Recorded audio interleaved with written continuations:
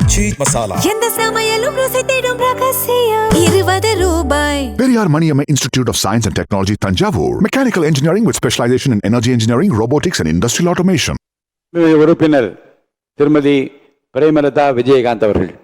பேரவைத் தலைவர் அவர்களே, முதலமைச்சர் அவர்களே, எதிர்க்கட்சி தலைவர் அவர்களே, சட்டமன்ற உறுப்பினர்களே, மதசார்பற்ற வெற்றி கூட்டணியினுடைய தலைவர் அண்ணன் ஸ்டாலின் அவர்களுக்கும், தேசிய முற்போக்கு திராவிட கழகத்தின் நிறுவன தலைவர் புரட்சி கலைஞர் கேப்டன் அவர்களை வணங்கி, இந்த வரலாற்று சிறப்புமிக்க இந்த அவையிலே இன்றைக்கு மிக முக்கியமான நாளான இந்த நாளில் என்னுடைய உரையிலே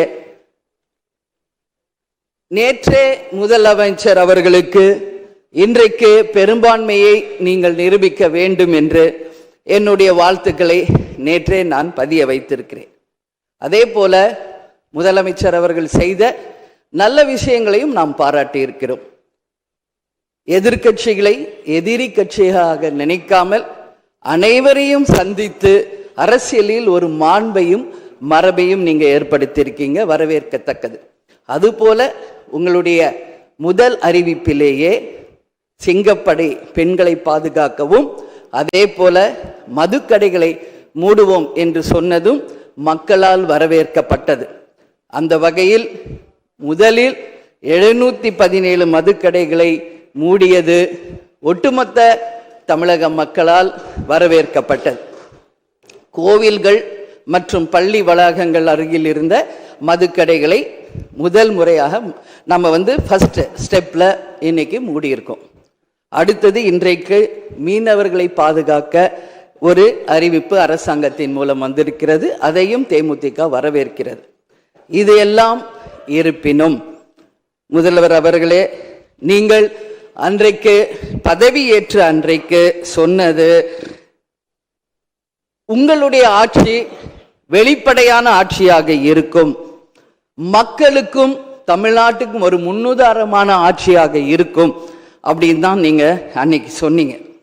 அதுபோல அரசு குடும்பத்தில் இருந்து வந்தவன் அல்ல, ஒரு எளிமையான குடும்பத்தில் இருந்து வந்தவன் தான் என்பதை முதலமைச்சராக நீங்க பதவியேற்றதை அனைவருமே வரவேற்றோம், மக்களும் வரவேற்றனர். நாம் சொல்லும் செயலும் ஒன்றாக இருக்க வேண்டும் என்பதில் யாருக்கும் மாற்று கருத்து கிடையாது. வரலாற்று சிறப்புமிக்க இந்த அவையில இன்றைக்கு பெரும்பான்மையை நிரூபிக்க வேண்டிய தருணத்தில் முதல் முறையாக மனவேதனையோடு நான் பதிய வைக்கிறேன், இங்கு குதிரை பேரம் நடந்ததாக இன்றைக்கு எதிர்கட்சிகள் அத்தனை பேருமே அதை சொல்லும் பொழுது, இதுவரை தமிழக அரசியல் வரலாற்றில் நடக்காத ஒரு விஷயம், அதுவும் இந்த வரலாற்று சிறப்பு மிக்க இந்த அவையிலே இந்த முக்கியமான நாளில் அதை பற்றி பேச வேண்டிய ஒரு நிலையை ஏற்பட்டதற்காக உண்மையில் நான் மனம் வேதனை அடைகிறேன். அதே போல முதலமைச்சர் அன்னைக்கு சொன்னாரு, இங்க முகம் மூடி யாரும் செல்ல வேண்டிய அவசியம் இல்லை, அனைவருக்கும் ஒரு வெளிப்படையான ஆட்சி தான் செய்வோம் என்று.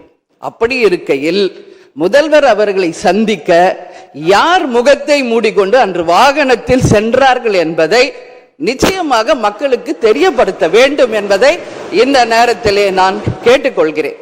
ஏன்னா அதற்கு காரணம் குதிரை பேரம் என்றால் இதைவிட ஒரு தலைகுனிவு இந்த வரலாற்று சிறப்புமிக்க அவையில் எதுவுமே கிடையாது.